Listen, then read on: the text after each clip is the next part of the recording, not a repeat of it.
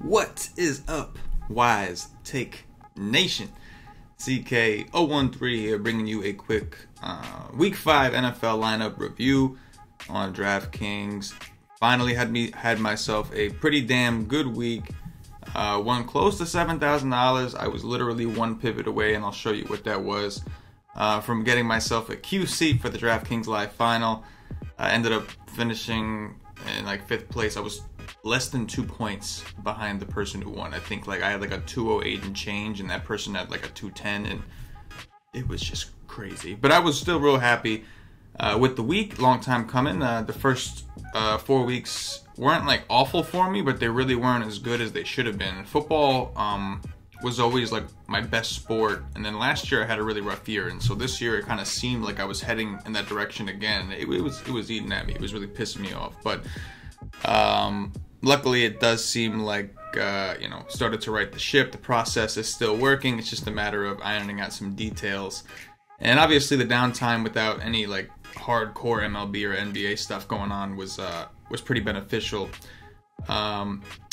But before I dig in, just want to remind you guys, you can go check us out at wisetake.com. All the plays you're going to see in this article, the guys that I ended up rolling with, were all in my article. The guys in my lineup were all in my article for Week 5. I write the NFL GPP notes. And you'll see I used my core guys were in there, ended up adding a couple of people to my core. They were listed in my article, but there was reasons that I added them in there. And I'll kind of go over in the lineup. I did win a lot of money. I did well, but I didn't get everything right. I still got a lot wrong. If I got everything right, I'd be a millionaire right now, but I didn't. So I'm going to go over some of the stuff like that I got right and I felt like was a good part of my process, and then some of the stuff that I think I messed up on and just, didn't really do a good job. Like, for instance, I did miss on quarterback. I think I had one Ertz lineup. It was my third team. I only did 3 teams, and all 3 of them won. All 3 of them won money. You can see on the screen here that, all 3 of them did win.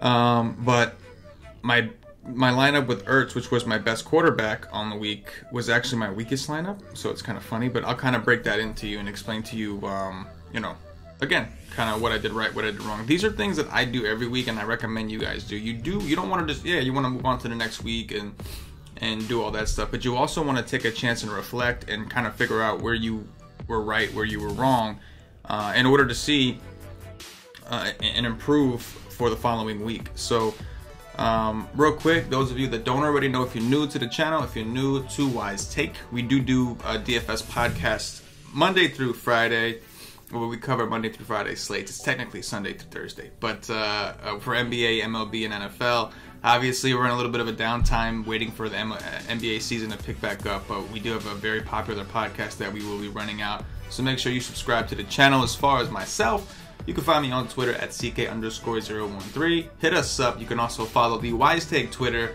at Wise_Take. And if you really want to be a true member of the community, where the winners live, where the winners breed, you're going to want to check us out at wisetake.com for more fire DFS content. We do cover a multitude of sports. We have all sports packages. We got NHL stuff, MLB, NBA, NFL, PGA, NASCAR, MMA, which was a great MMA week. Our boy Wiggy Man called Khabib winning. Had an awesome article. I did the Wise stream with him over the weekend for our premium subscribers, and he crushed it. I thought he did a great job. I was stubborn. I ended up playing McGregor just because I'm a fan of McGregor, and I'm not a big MMA guy, obviously. That's Wig's forte. He told me Khabib was going to win, and, I was like, I want to go with McGregor. I made one last pivot that really cost me a bunch of money. If I listened to Wig like I should have, I would have done fine. But anyway, guys, let's break in. I'm going to pull up. So I'm only going to review the 2 teams. I'm not going to review all 3. I'm going to review my 2 best teams. So my main team was actually not the team that did the best. My main team did second best. My first team, or like my team 2, so to speak, is the one that won majority of the money. I did tie in first place. Somehow somebody else had like an identical lineup, which was a pain in my ass. I was not happy about that. That kind of pissed me off. But hey, hats off to him. He was thinking the same thing I was thinking. I was like shocked. I was like, you gotta be shitting me. But I did squeeze out the win in this particular $50 contest. I think there's only like, what, 600 something people in it? I don't know. But yeah, anyway, got first. 5K was the first. I did tie, so unfortunately this Bomber FD, I think he had a pretty good day. I saw this lineup in a bunch of other contests that he won too. But he ended up having the same exact lineup I had, which was just insane. Not a lineup seller. We don't do that here at the Wise Tech Nation. We give you tools to create your own lineup. We give you advice. We give you picks, but we don't give out lineups. That's not what we do. So it was just kind of an irony thing. Just happened to have the same lineup as this dude. But anyway, so let's go through it. So first off, my core. So James Conner and TJ Yeldon. Those guys were going to be in all my lineups. And they were. I played them in every single lineup. Even my one lineup on FanDuel. I don't play FanDuel much. Had Conner and Yeldon.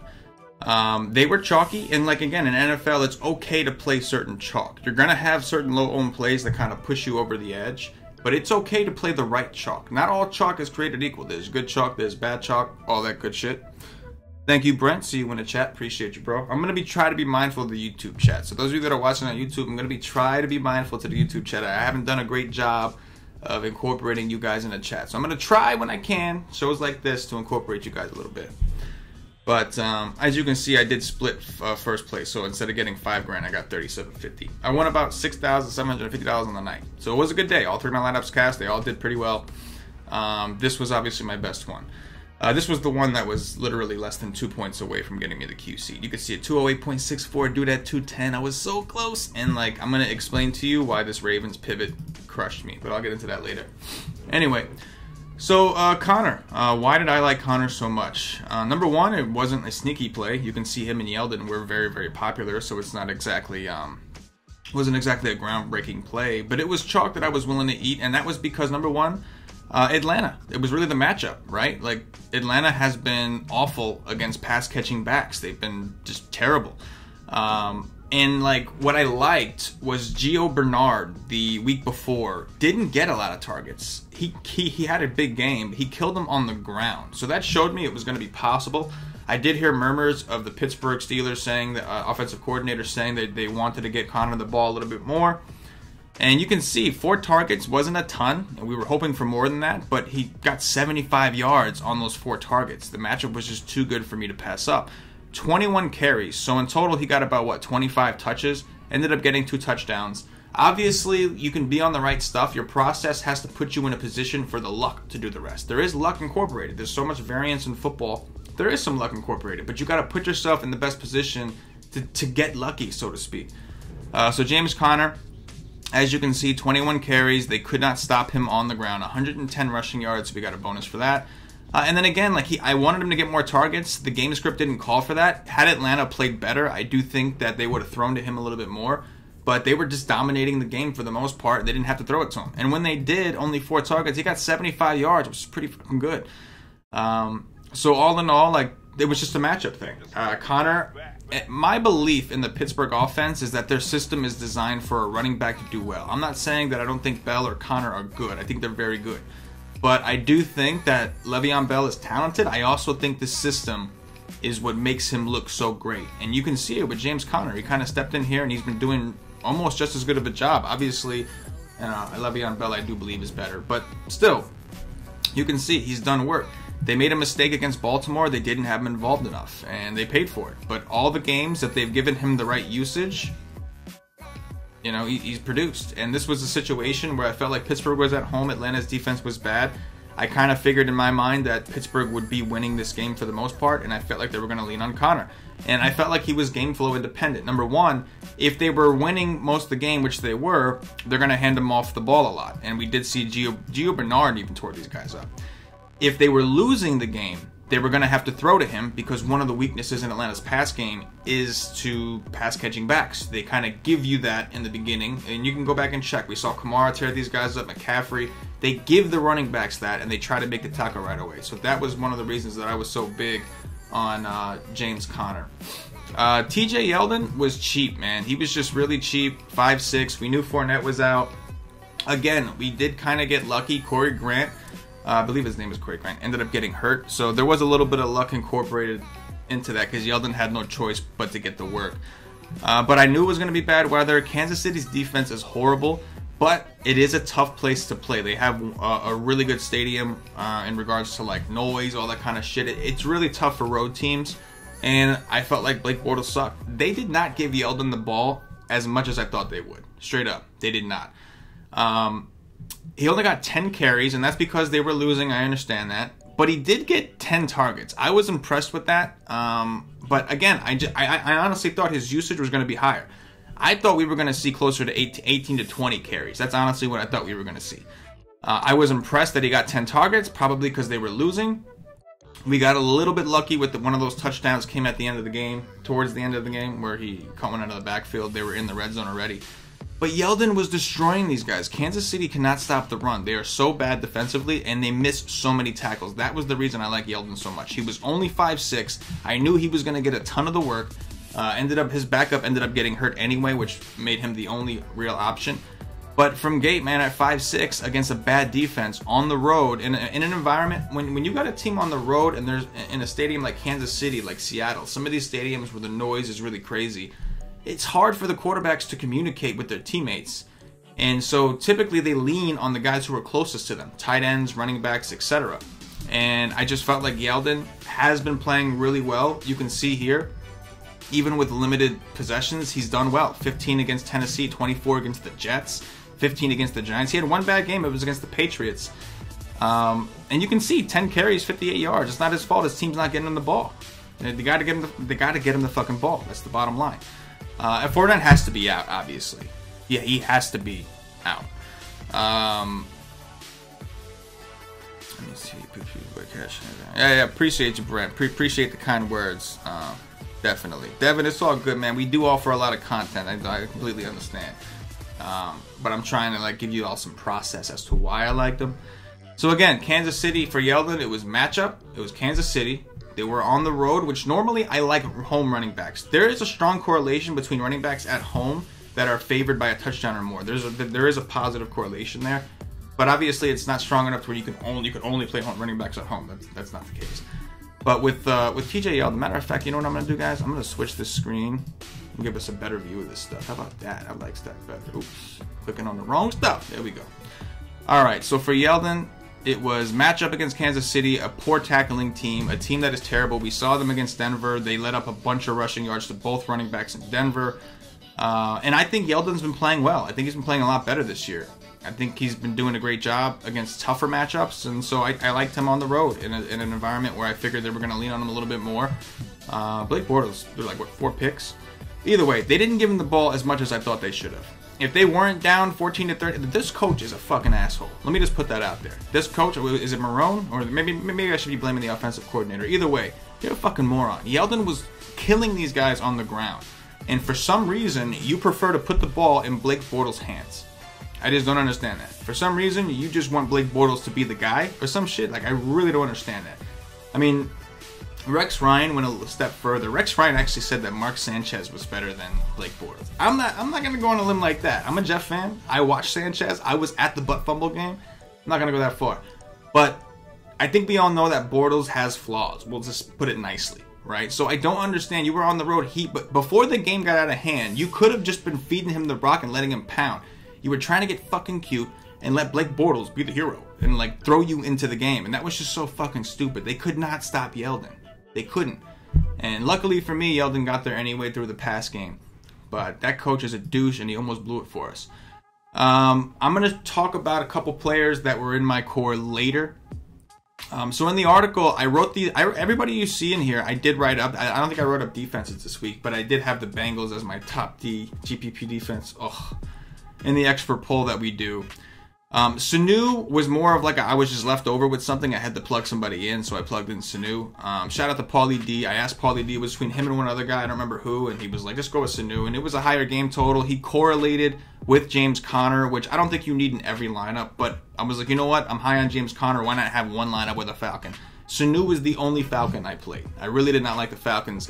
The reason I didn't like the Falcons offense so much was because, don't get me wrong, I wasn't totally opposed. I didn't expect that. I expected it to be a good game. I really did. The main reason was because that was Atlanta's played 3 straight home games. So that's 3 straight games in a dome. Now they're going outdoors.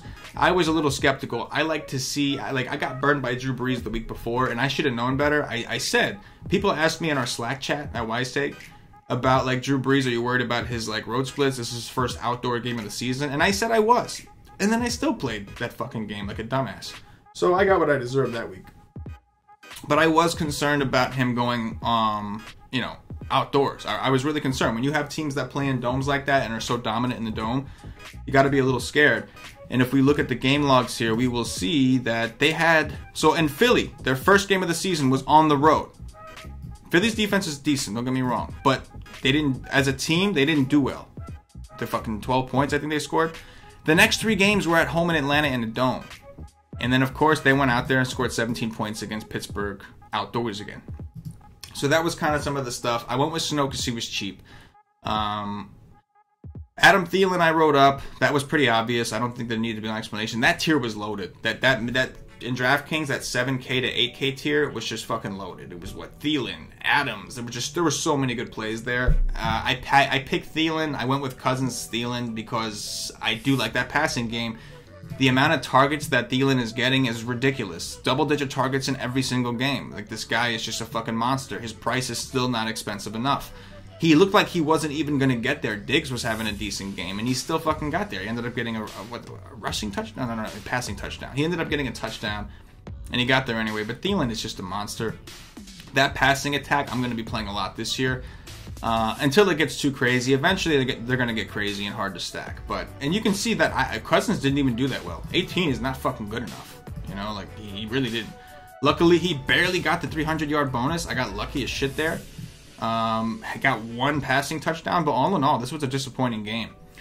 The guys that I had 100% of were Connor Yeldon, obviously, Marquez Valdez-Scantling. Just way too cheap, 3-3. I actually played him in this game against Buffalo where he did dick, got 4.8, and I paid attention and I went back and did some research, and I noticed that Geronimo Allison got 11 targets in that game. 11 targets. So I realized that I played Valdez-Scantling a little too prematurely. One thing I know about Rodgers is you have to get into his circle of trust. Once he trusts you, he'll feed you the rock, but he only throws at the guys he trusts. Once Geronimo Allison and Randall Cobb were ruled out, so we knew Cobb was out.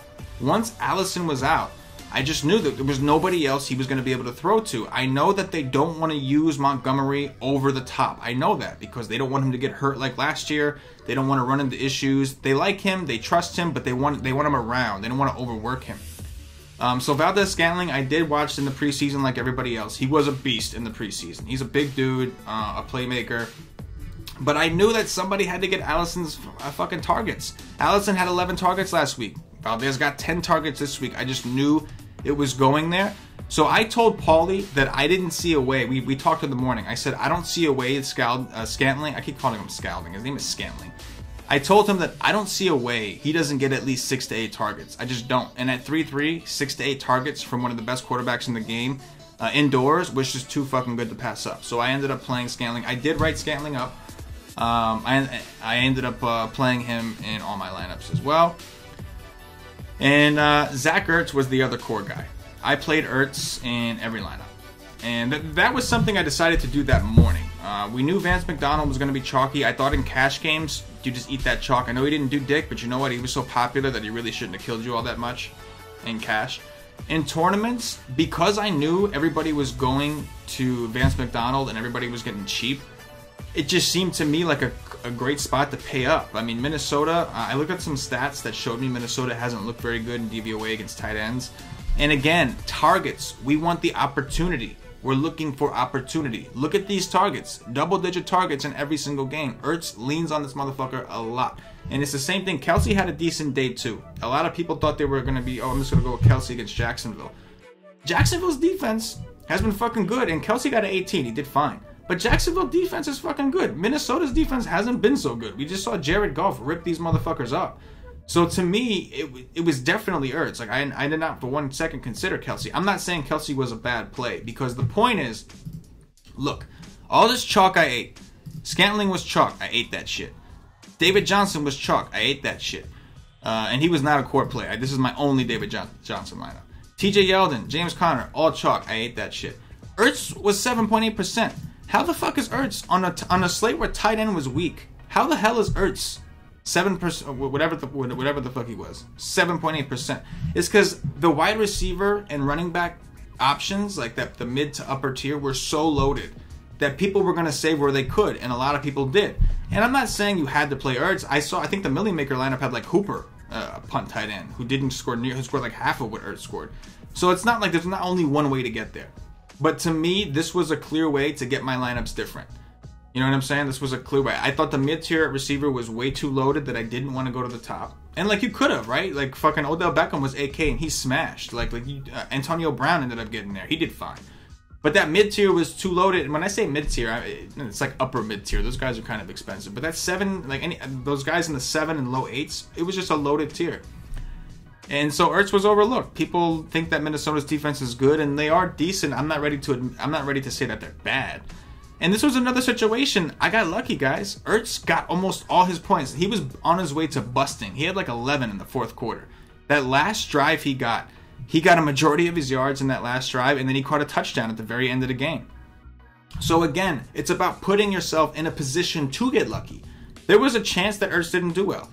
But what I was playing Ertz for, I was playing Ertz simply for his targets. That's why I was playing him. This guy gets a shit ton of targets, double-digit targets in each game. So if I'm going to take a chance and hope he gets all those targets, I'm hoping that I'm going to get lucky and he's going to have a good game. And I got lucky towards that last stretch. That last stretch is really what put Ertz over the top. So I ended up playing him a lot just because I figured that nobody was going to pay up a tight end because they were paying up everywhere else. And I also figured that most people were going to go with Kelsey because they were home. Patrick Mahomes is doing a phenomenal job. I get all that, and I don't think, again, I didn't think Kelsey was a bad play at all. I liked Ertz better. I didn't think he'd be 7%. I'm not going to lie. I did not think that.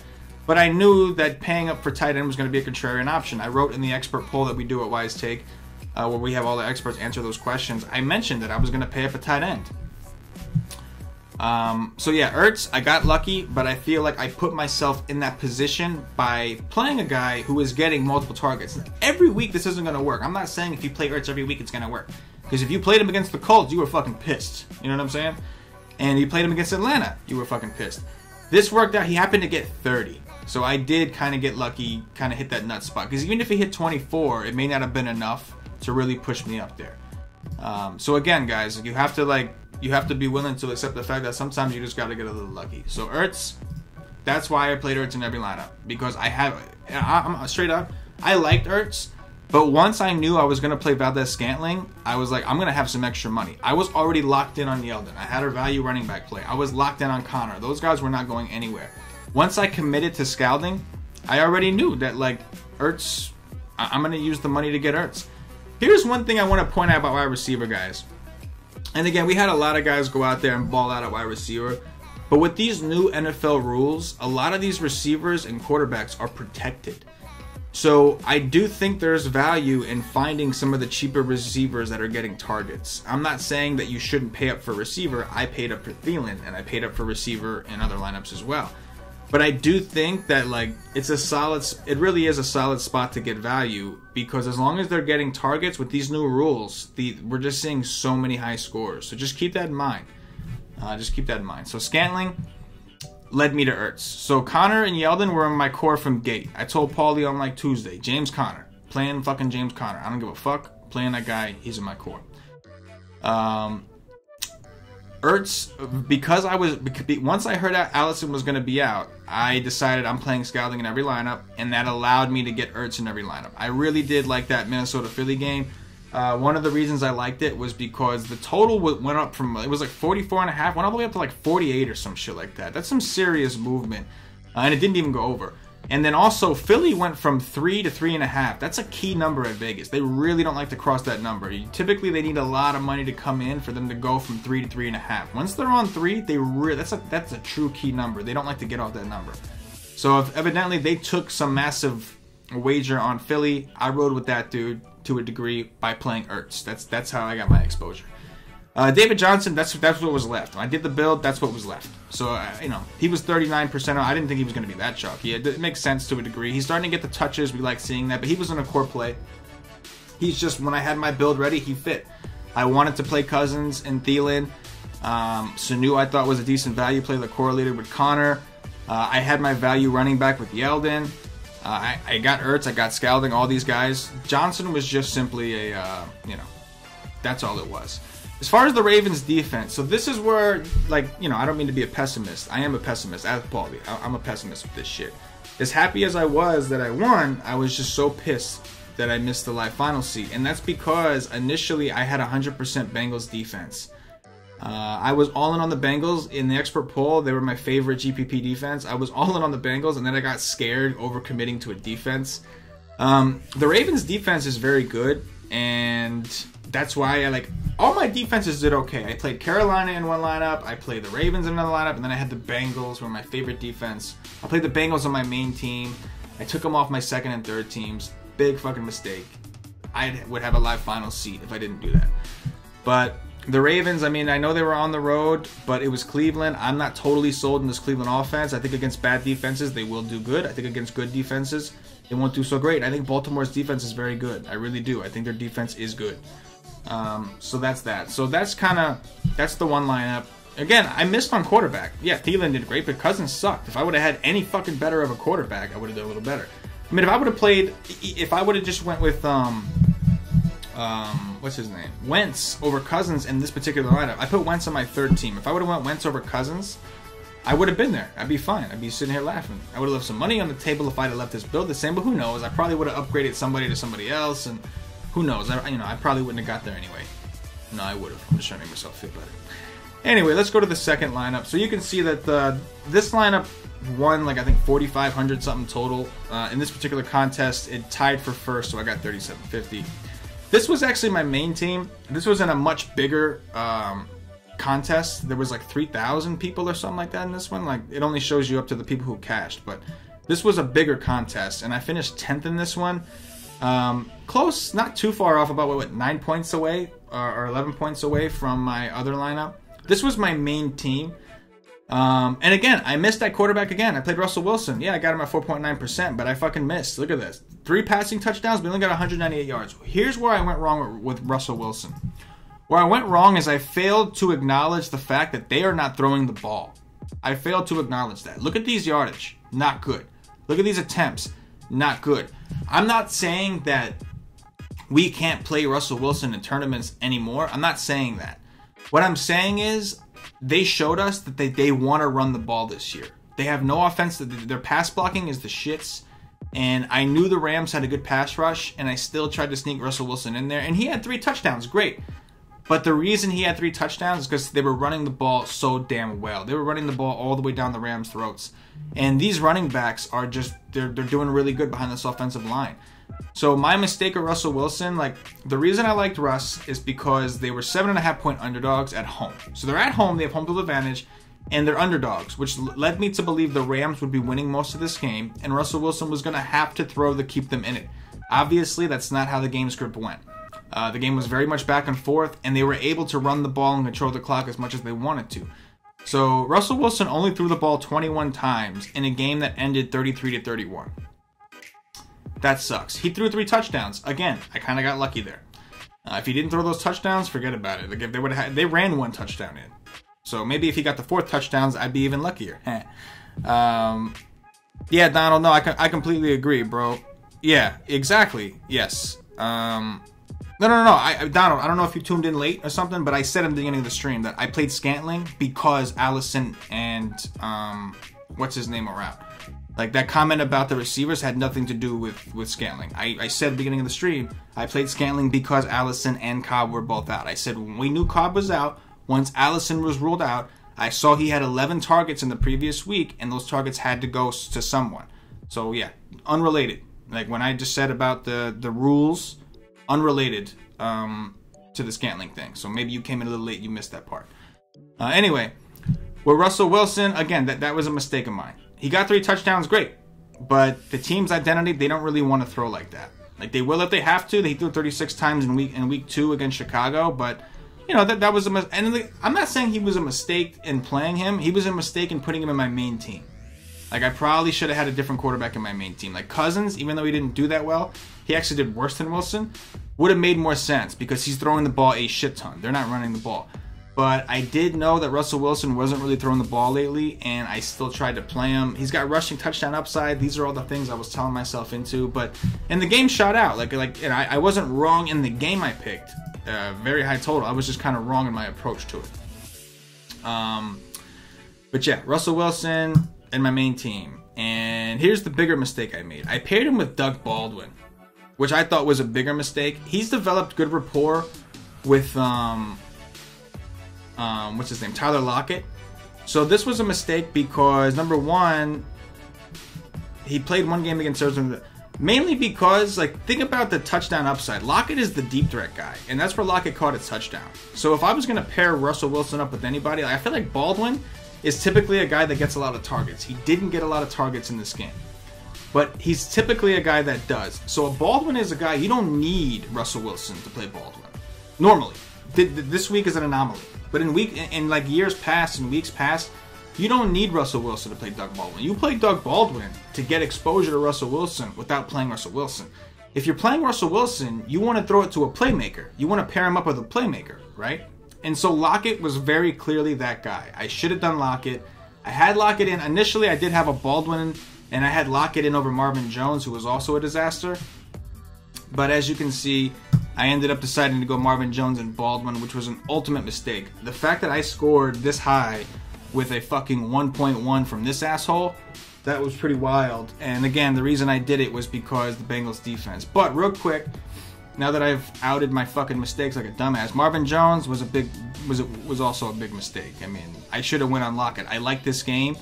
I had listed them as a value stack in my article. I should have went with Lockett. Lockett should have been the guy I was in on. And instead I went with Marvin Jones, who is a piece of shit. But in my defense, that game script got out of hand. I mean, a couple turnovers, and next thing you know, Detroit's winning the game by like a ridiculous, absurd amount.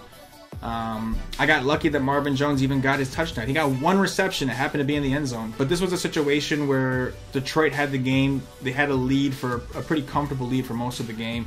I wanted to have one lineup where I brought something back with Scantling from Green Bay in case it shot out. It shot out. I picked the wrong fucking guy. Galladay was the one that got there. But, yeah, Baldwin was a big mistake. Jones did not do well. I don't think Jones is necessarily a mistake. He's got good history against Green Bay. He's a playmaker. He's got high ADOT. They were home.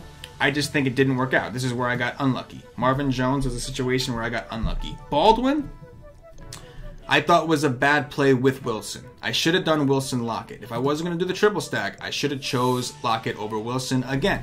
Because if I'm trying to maximize my upside, I know that Lockett is the big play guy. Baldwin is the volume guy, and he wasn't, but normally he is. Whereas Lockett is the big play guy. So if I was maximizing my value for tournaments, if I'm trying to maximize my correlation, I should have gone Wilson and the playmaker, not Wilson and the volume guy. And I got burned because Baldwin didn't even get the volume, and Lockett did catch, I think, 2 deep balls. One of them was a touchdown. But that's where I made that mistake. As you can see, as far as the core, TJ Yeldon right here, James Conner right here, Ertz, I told you I went 100% on him, Valdez-Scantling also. So the core was still here. Before I get to the defense, Todd Gurley, very surprised he was so low owned, and I think that was because there were so many running backs that people liked, and there were so many wide receivers people wanted to pay up for. And so nobody played Gurley. Did you need to play Gurley? No. I think David Johnson was cheaper. He didn't do as well, but bottom line is you didn't need to play Gurley. He did phenomenal. 33 is great, but James Conner outscored him in raw points and point per dollar. But Gurley, because I like this, see, my idea of how this game was going to go was that the Rams are going to be winning by like 10 to 14 points at all times. And Todd Gurley was just going to get the ball and kill. So I got lucky and unlucky. I got lucky because Cooper Kupp and Cooks both left the game with concussions. Hopefully they're okay. I'm not happy that happened by any means. But because of that, Robert Woods and Gurley were heavily leaned on. And Gurley is always heavily leaned on. Once they got to the red zone, they were just giving it to Gurley. That's it. That was their game plan. Give it to Gurley. And E, I see you in the chat. I completely agree. I completely agree. That Baldwin doesn't even get the tournament volume. But it was too early for us to tell, man. The first game, what was it? I'll pull him up real quick. So in week 1, he was hurt. He only got 1 target. He was hurt. He didn't play that whole game. He came back he missed week 2 and 3, came back in week 4, and he got 7 targets. So like it kind of seemed like he was going to be that guy. They just didn't have to throw the ball a lot. They were running the ball well. But you're right. After this last game and a game that was a shootout, it makes you wonder, is Baldwin going to get those targets? I think he will. I think maybe he's still nursing some injuries because he missed a couple games for injury. I think he's still nursing a couple injuries. But I don't know. But you make a good point. So far, after this game, he didn't. But I don't want to overreact because, again, in week 1, he was hurt. He missed 2 and 3. He got 7 targets in week 4, which isn't great, but it's not bad. Like, it's 5K. It's serviceable as a number 1 option. If he's going to be a number 1 option. Against the Rams, it was just a disaster. He just didn't get looked at. 1 fucking target like a bitch. Donald N. Jones was a good prospect. Yes, I completely agree, Donald, I completely agree. I think Jones was a good process play, but Detroit, they just, exactly. They got to Green Bay early. They took a big lead. Blunt got 2 touchdowns to start the game, which just completely takes away from everything. That was just I hate when that shit happens. Because the people who played Kerryon Johnson, because Green Bay's been bad against the run, should have gotten rewarded with those 2 touchdowns. Even though as a GPP play. And they didn't. I didn't play Kerryon Johnson. I'm just saying. They should have gotten rewarded because I did know that Green Bay's been better against the pass this year and they've been bad against the run this year. But I agree with you, Donald. I thought that Marvin Jones was a good process play. It just, we got a little unlucky. They didn't need it. You know what I'm saying? Didn't need it. Yes, you're right. The most important thing is the running game. Absolutely. I 100% agree with you. You're right. That's the most important thing we have to take away is Seattle is trying to run the ball, and when they do it successfully, they are not going to throw. They don't have to. If they can run the ball, they sure as hell ain't going to throw it. But we have to be mindful in situations where they can't run the ball. One thing to note, they are trying to run the ball because their offensive line is terrible. They played the Rams, who have a very good pass rush. I think next week they're playing, I forgot what team they're playing. Do we know? Is there a way I can pull that up? I don't remember. Oh, they're playing the Raiders next week in Oakland. So we'll break that down on the First Look show tomorrow. But it's kind of interesting because they don't have a pass rush. They got rid of their pass rush by letting Khalil Mack go. So now we have a little bit of an interesting situation. Now you got Russell Wilson against it, but again, it's going to come down to the run game. They did a decent job, I'd say, against Melvin Gordon, but not a good job against the pass. So I don't want to write off Russell Wilson completely. I don't want to just like X him out and throw him out. But it's something we have to take in mind. We have to be hesitant before we play him. Understand this is their identity. They're trying to run the ball because they have no offensive line. Carson did, yeah. And that's the problem is that they have so many goddamn running backs. They really do. They have a shit ton of running backs. And I agree, Donald. When Carson and Davis stop smashing, Baldwin will smash again. And maybe this is that spot next week. We'll talk about that tomorrow. But yes, I completely agree. You guys are making great points. Great points. Donald, Vance was bad chalk. Yes, he was bad chalk in tournaments. In cash games, he was so popular that I really don't think it mattered a ton. Obviously, he didn't do dick, so anybody else would have been a better play than him.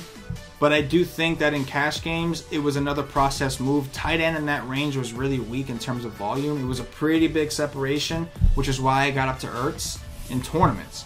But in cash games, I think the process was okay. He was cheap. He was doing well. It was a good spot. They just didn't give him the ball. And again, it was another... They didn't have to. They were dominating them on the ground. They were dominating them. They were trying to force feed Antonio Brown, who was bitching about not being involved. So they just didn't have to do it. But you guys are making great points, man. You know, you really are. Tyler Boyd, yeah, that one hurt. That one hurt. Tight end is weak every week. Yeah, no, you're right. But some weeks worse than others. You want to see a week? Look at this week. I mean, go look at next week. Eric Ebron is the most expensive option in week 6. Eric Ebron. You want to talk about how bad? Eric Ebron. A&E Njoku was a great pivot. Absolutely. Njoku was a great pivot. Njoku, keep an eye. Listen, young quarterbacks rely on tight ends very, very heavily. And the reason for that is because they are the closest to them. Right? One of the hardest passes to make in the NFL is the outside pass. Throwing to a wideout, especially that's hard. You're not just throwing it down the field. When you're adding the yardage across the field, you're adding more yardage. Like, those throws are much harder to make. Throwing the ball over the middle of the field is a lot easier. Go play catch with somebody. Have somebody run an out route. Try to throw it to him. Have somebody run a seam right in front of you. Try to throw it to him. I guarantee you're going to be more efficient on the ball going straight across. So that's great. We got Baker Mayfield, a rookie. We got Njoku, an athletic tight end. Absolutely. It's going to be, he's going to get targets. Is he going to be efficient with those targets? That's going to depend on how those guys both mature and develop. But I do, and again with Ertz, Ertz gets a lot of targets. Number one, he's great. Number two, he's playing with a young quarterback. Carson Wentz is still young. Travis Kelce, right? Patrick Mahomes has no problem throwing screens, throwing the ball down the field. He still gives the ball to Kelce, double-digit targets. I understand that these two tight ends are two of the best in the game. I'm not comparing apples to oranges here. My point is that those young quarterbacks, they're a little more successful, and it helps because they have such reliable tight ends, and they do use those tight ends. We're talking about two tight ends that get double-digit target volume every single week. So these are just different things you have to understand. Look at the Jets don't have a tight end. Look at the Jets. They don't have a tight end. And we've seen Quincy Enunwa get a shit ton of usage from Darnold. He is using Darnold is using Quincy Enunwa as his tight end. That's basically what he's doing. He's basically using Enunwa as his tight end. So yeah, those are things to look for. Absolutely. Definitely those are things to look for. And I do think Njoku, I drafted Njoku on season long, bro. So I'm with you there. As far as the defense, so the Bengals were my favorite defense on the slate. On FanDuel, they were a genius pivot. I'm gonna explain. I don't play FanDuel much. I kind of use that as like my fun, my hedge team kind of thing. But the Tennessee Titans were like 4K on DraftKings. They were 3.9 on FanDuel, which is extremely cheap for those of you that don't know. Extremely cheap on FanDuel. The Bengals were the same price on FanDuel, 3.9. And I think the Titans were like 40% owned against the Bills. And the Bengals were the perfect pivot. The Bengals are my favorite defense all week. I'm a Jet fan, so I do pay attention to the division, the AFC East.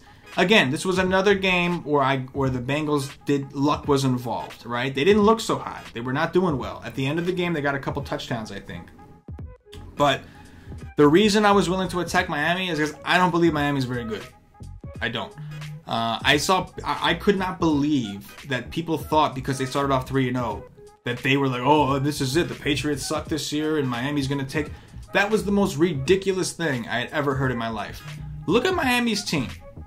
Like, what part of Miami's team, aside from maybe, I don't think Drake is bad. And I think that, what's his name? Kenny Stills, obviously a good deep threat. What part of that team do you think could beat the Patriots this year? The AFC East is one of the worst divisions out there. You've got the Patriots at the top, and then you've got three bad teams. I'm a Jet fan, and the Jets are not good right now. I know they beat Denver. I think they will be good. They're building towards the future. It's great. But yeah, the Patriots will win this division. Miami is not good all of a sudden. They're not just all of a sudden great. Are they improved? I do think they're improved. But they lost Landry. They lost like a very good receiver. And Devontae Parker has barely played this year. He's been hurt almost the whole year. When he comes back, look out. He's really cheap. But yeah, I was more than willing to take the Bengals defense at home against Miami. I was more than willing to do that. I got lucky with this one. I got unlucky because I'm a dumbass, and I was all in, and I switched them out from all in to just just my main team, and that cost me a live final seat. That cost me a live final seat. So, I got to deal with that. But I did win just under $7,000, so I'll take that, I guess. Yeah, Drake had a great game. Yeah, again, bro, I got lucky with the Bengals D. I like them. They were $100 cheaper. Jannar, I think hopefully I'm saying your name right, Jannar. They were $100 cheaper. That's the part that I kicked myself for. There was no excuse. I could have afforded the Bengals. Yeah, again, guys, I just wanted to kind of go over. I got a lot of stuff wrong. I did win. I had a good ROI day. I think I invested a little over $200. I think I had 3 lineups, about $75 a lineup. So it was, I did put some money out there. But all in all, to win back, I think my final number was like $6,750. Like, I was happy with that week, obviously. Not content, bro. Like, that's not what we do at Wise Take. We go for the top, and we're not going to stop till we get to the top. So expect it to be coming. Come join the Wise Take Nation. I do write the GBP Notes article every week. I write a cash game article as well. We have Slack chat support, which is always bumping. All throughout the week it's bumping, especially on Sundays. But we cover all kinds of sports. Go check us out, guys. No, probably didn't win the million. Unfortunately, no. I hope Darnold improves too, Annie. I completely agree. Appreciate it. Congrats on the win. I appreciate that. Yeah, Cincinnati is bad versus receiving. In running back, Drake did go off. Yeah, again, like with the Bengals, I'm not going to lie. Anybody who played the Bengals, you got lucky. But again, it's about putting yourself in a position to get lucky. And I felt like Cincinnati, I think they got Burfict back and they were home. I don't think Miami's good. I thought there was a lot of value in their price. They were big favorites. I thought that there was a lot of value. The total was also trending down. But one of the strong points I wanted to make for those of you who play tournaments, if you do MME, maybe it's a little bit different. But if you're only doing a few lineups, like say you're doing 3 lineups like I did, like finding the core is like everything. If you can find your core, it's easy to flip through. Like if all you had to do was figure out which high-priced receiver you were going to play, that's like a pinwheel, bro. Like, that's easy. It's easy to pick from guys like Antonio Brown, Julio Jones, Keenan Allen, Devontae Adams, like all these stars. It's easy to pick those guys. It's hard to find the other guys that are like reasonably priced, like your James Connors, your TJ Yeldons. It's harder to find those guys. So find your core. Try to find a core that you feel really confident. It doesn't have to be 4 players, even if it's 2 or 3. It's better than not having any. It's better than doing 3 lineups where you're just playing all random shit. Try to find a core. And if your core hits, you'll have a good fucking day. You can see, I made a shit ton of mistakes. Think of this lineup. I won over $2,000 in this one lineup. And I got a 1.1 from Baldwin and a 7.9 from Marvin Jones. My quarterback did not go off.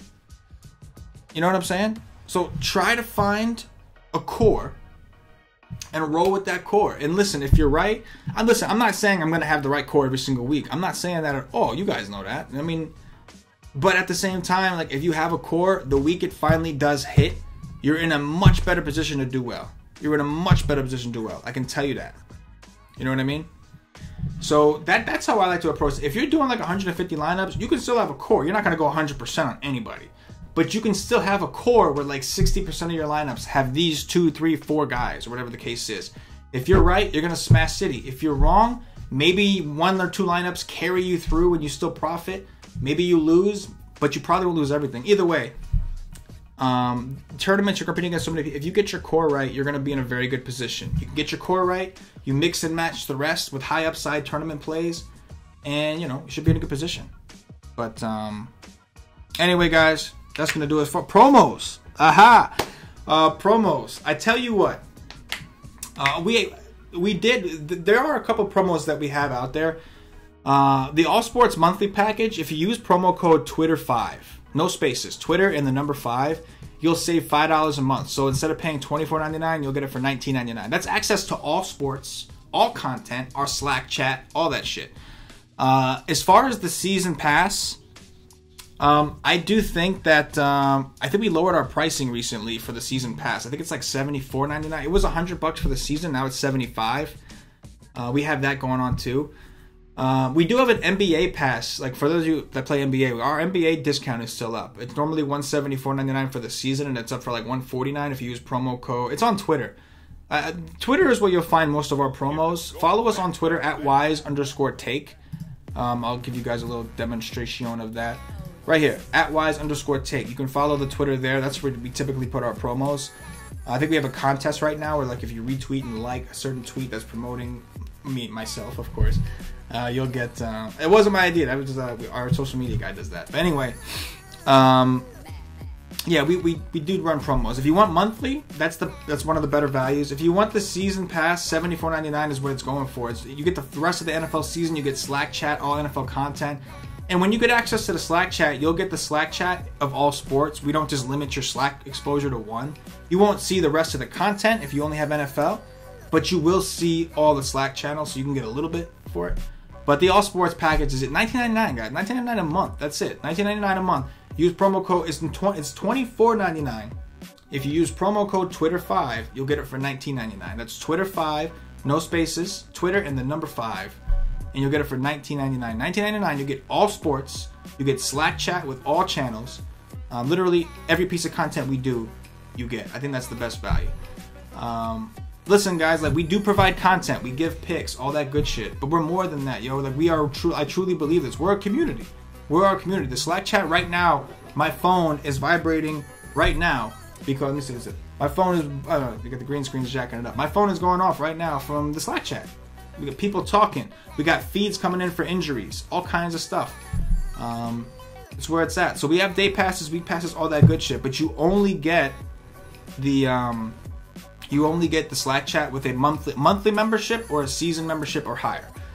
So monthly or higher. Week passes, day passes, those are great. You will get the content for the day or for the week or whatever the pass is, but you won't get the Slack chat. So I do recommend that you guys just, I mean, an NFL week pass is like $7.99 for the week. You can get all sports for $19.99 if you use the promo code Twitter5. You know what I'm saying? Donald and Paulie does do the cheat sheet for NBA. Well, he will be. Right now he's doing preseason write-ups, but he will be doing the NBA.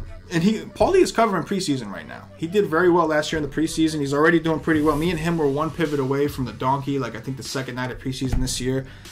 But yeah, go ahead and Paulie will be doing NBA cheat sheets for the regular season, and he's doing preseason write-ups, which you will get access to as well. And that's that. But David, if you're looking for promos, yo, like the Twitter 5 is probably one of the better ones. If you want the NBA season pass, we do have a promo up there. It's on the Wise Take Twitter. But the Twitter 5 for the All Sports is probably the best. MG, what's that? I know that's you, MG. You don't think I know your name, bro? I know that's you. What's happening, man? Yo, quick shout out to MG, man. One of our biggest supporters. MG has been awesome. MG started off baseball with us. He was new to the game. Dude balled out in baseball, man. He took our advice, and not just picks. Like, he makes his own. He listens to some picks. He makes his own picks. Like, we teach you how to find your own picks. But he listened to the process and ended up getting into MME a little bit. And ended up winning himself a bunch of money, man. That dude won the table setter more times than fucking I can even count, bro. I know this man has won the table setter on DraftKings more times than I can even count. He had an awesome fucking MLB season. And he's just a perfect example. One of these days, we're gonna grab one of our dudes, one of our members, bring him on the show, and kind of let them talk to everybody and explain like what it is we do and what they like about it. And everybody's answer is gonna be different. Everybody takes away something different. But listen, guys, we're a community all in all.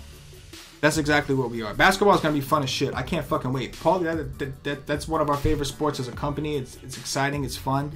Super fucking excited for basketball. But I'm enjoying football too right now. So I'm gonna slow the roll. I'm enjoying football too. And we had a great baseball season. So guys, come give us a shot. Come rock with us, man. I do recommend if you want to give us a legit shot, you're gonna want that the Slack chat. That makes a huge difference. Again, we're a content provider, of course. We're a premium content provider. But first and foremost, we're a community, a DFS community. We root for each other. We sweat together. We want our guys to win. There'll be a week where like maybe one guy didn't do so hot, but another guy's doing well. And you feel good about that. I feel good about it.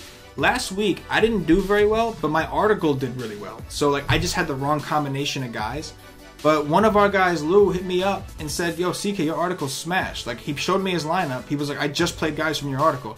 Dude had, like close to 200 points. He smashed. He had a tremendous ROI. And that just saved my fucking day. Because I didn't do so hot. I didn't do awful, but I didn't really do that great. And I was kind of like, oh, what a fucking shitty week. But when I saw that my article helped one of our members win, it fuck everything. I don't give a fuck. It made my day, honestly, because that's what we're doing. That's what I'm here doing. You understand? Like, that's what we're doing. We want this industry to survive. We want people to keep playing, and you guys aren't going to keep playing if you keep losing, right? I would hope not. I would hope that if you guys keep losing, eventually you're like, fuck this. I'm not going to waste my hard-earned money. So we want you guys to win, and we want you guys to enjoy it, so that the industry keeps going and we can keep doing this every day. You understand? Alright, I'm gonna get out of here, guys. I talked to y'all long enough. If you're watching on YouTube, subscribe to the channel, hit that subscribe button. Give us the likes. I want to see some likes, man. The likes are always down, and I think that's bullshit, because I know you guys like our videos. We got subscribers, we get views, all that shit, but the likes are always down. So make sure you like the video. If you're watching on Twitch or Twitter, we're on everything, man. We're on Twitch, Twitter, fucking Facebook, all those shits. Whatever you're watching on, show us the proper love, whether it's likes, comments, ratings, whatever the fuck you gotta do. Show us the proper shit. As far as our podcast, the NFL podcast, I'm going to do a first look NFL video for next week tomorrow. Patio Joe and Paulie D will be doing their podcast on Thursday night as usual. Next week, before the first slate, I'm not sure if we're going to do the 2-game slate or the one after that, but the NBA podcast is coming back. Once it's back 5 days a week. We'll be grinding out. Me, Cash, Paulie, and we'll have a couple other people coming in and out throughout the season. It's going to be awesome. But that's really where the nation likes to have our fun and feast. We have a great time in NBA. I know a lot of you guys know Cash and DFS and you remember his rants. They'll be back in full force. Don't you worry. As long as there's bad coaches out there, Cash and DFS will be in full force on his personality. But anyway, guys, I'm gonna get up out of here. Don't forget to check us out at whitestate.com. Follow me on Twitter. Give me a shout out. Talk to me, bro. I talk to people. I'm not above nobody. Come fucking talk to me, man. Hit me up on Twitter. Ask questions. Let's talk. Let's get to know each other. Let's do the damn thing. I started a community because I like to fucking talk DFS with people. Anyway, I'm gonna get up out of here. Like buttons, all that good shit. Subscribe. Check us out at whitestate.com. As always, nation, I love y'all and good luck. Yes.